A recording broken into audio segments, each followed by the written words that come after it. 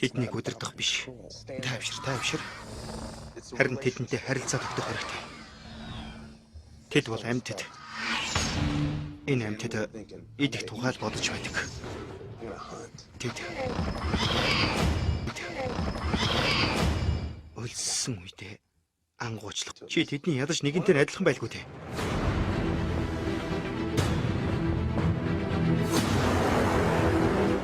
Манай бүх үзүүлбэрийн танхим дүүргэлт 100% байна. Гайхалтай байлаа.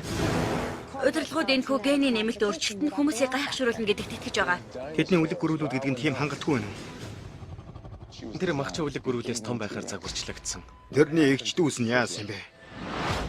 Тэр идчихсэн.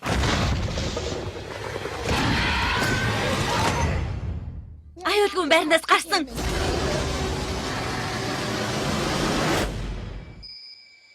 Тэр юу вэ? Тэд энүүгээр үлэг гөрвөлийн байга газрыг тодруулах гэж байгаа юм. Яаж мэдэж ирэх юм бэ? Үлэг гөрвөл бүх үйл явцыг санаж байгаа.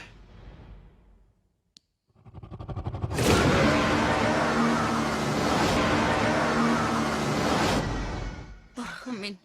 Бидэнд ч аюул тулгарлаа та.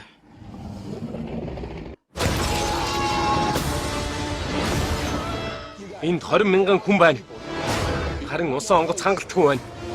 Зевсгийн нөөц дуусаж байна. Энэ удаад миний арга барилаар ажиллах болно.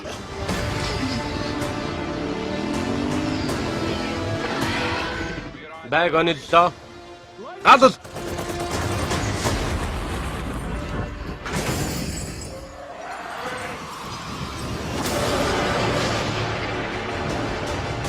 Нэг л хачин байна. Тэд хоорондоо холбоо тогтоож байна. Би энэ датгуус амьтны талаар яриад байна.